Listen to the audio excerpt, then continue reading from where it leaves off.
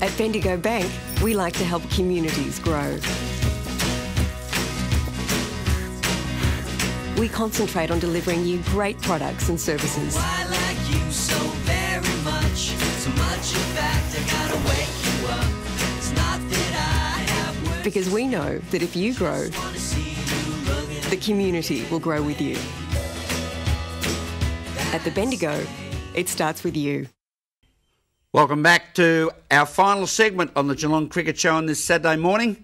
And of course, it wouldn't be the same without discussing the world of Bellarine Peninsula Cricket Association. What a week it's been down there. Tim Mitchell, good morning. Yeah, good morning, Roller. And as you say, it's been just a massive week. The decision's been made to actually overturn the initial decision, which was made by the league to dock 6 of the clubs of points, obviously, for paying those affiliation fees late. So that was massive to come out on our last Friday night, I think it was, or a couple of Fridays ago. And then 3 games actually went out and played in that heat as well. So for that to happen, that's another huge story just to come out of the BPCA on the weekend. And congratulations to Damien Vassalou for a wonderful gritty 100 in last Saturday's heat. Oh, to go out there and do it, I think, actually having a chat to Damien, he said it was 47 plus down there.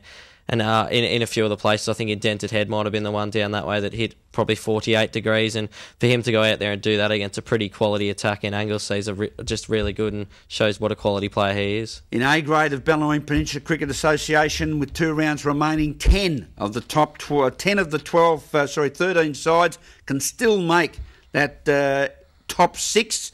And today, we've got 2 matches a day. Queenscliff in 3rd position, taking on Jan Juck in 6th position.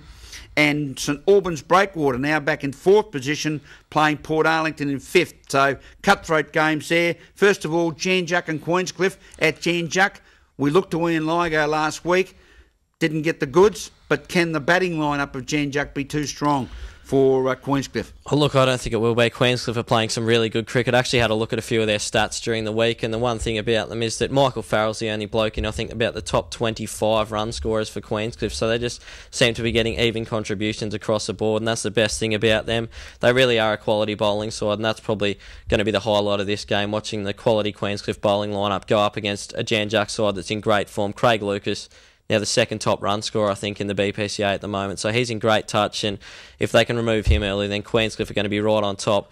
It's an important remaining 2 rounds for Jan Juck, obviously just clinging to 6th spot as well. And as you say, Roller, there's a lot of sides that are really chasing them, and they've got Queenscliff this weekend and then Port Arlington in the final round. So they're going to have to defeat a quality side if they are going to stay in that top 6.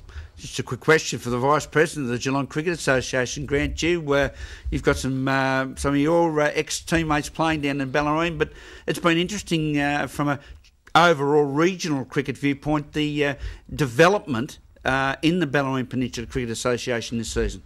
Yeah, I think there's some good players. There's always been some good players in the Bellarine Cricket Association, even back many, many years ago. There's always been some good battles at Junior Country Week going through, and it's good to see good players. A couple of my old teammates, Chris Welsford and Jason Mallett, playing at Barwon Heads, Darren Jacobs at Anglesea. So there's a lot of good players getting around in the Bellarine. So there's some pretty competitive cricket happening. And a couple of young blokes down at Barwon Heads to keep an eye on that, maybe in the due bloodlines. Oh, Tom and Reece Hobbs' nephews going well down at Barwon Heads, and young Darcy and Lewis Berry are playing at Ocean Grove, so I've got divided loyalties there. Good on you, boys. Keep up the great work. As Tim, the other match of the round this weekend, St Albans Breakwater and Port Arlington. The Demons in good form. Can they break back? Can they continue their winning run? Yeah, I really do sense a bit of an upset here at St Albans. Port Arlington have been a really good batting side over the last few weeks. Just Liam Jackson's pitched in, and Grant Stevens, I think he's one to watch for this week. Since coming back into the side, sort of after missing a couple of weeks, he's been really good at the top of the order, probably established himself as a middle order player over the last few seasons, but he stepped up, played a role at the top of the order after a couple of guys from their batting lineup last season actually went away. I think Tyler Heatley's probably one that we haven't seen a lot of this season.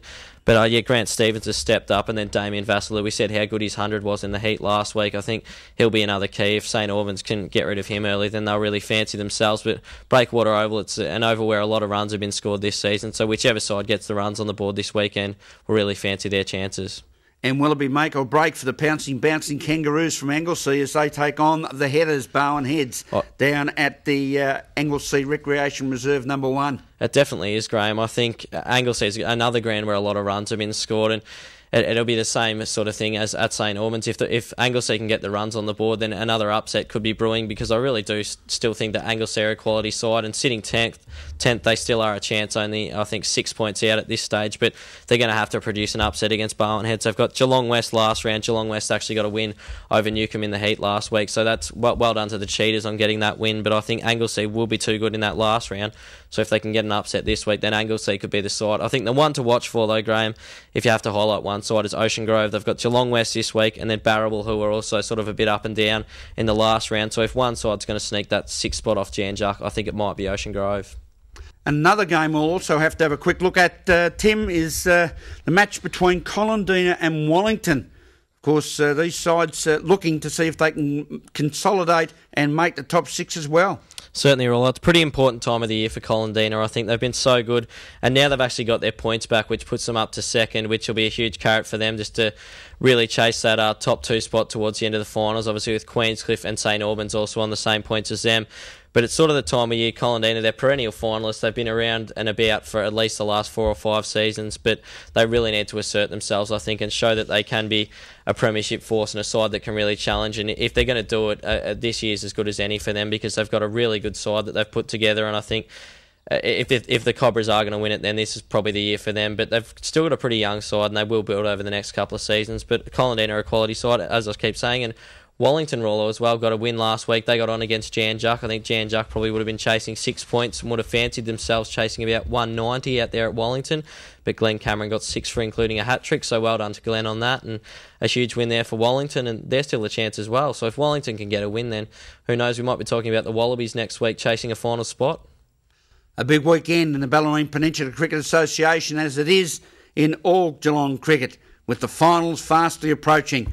That's it for another morning of the Geelong Cricket Show. Our thanks to our special guest, the Vice President of the Geelong Cricket Association, Mr Grant Dew, and the announcements of the grand final grounds.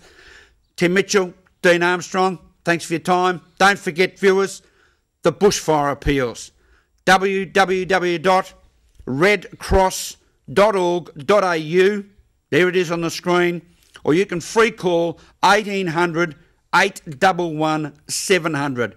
Also, make your way into the City Hall to sign the condolence book and make a cash donation. Until next week on the Geelong Cricket Show, Rollo saying, catch ya. At Bendigo Bank, we like to help communities grow.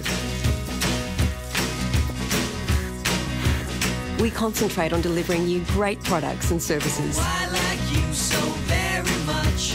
So much, in fact, I gotta wake you up.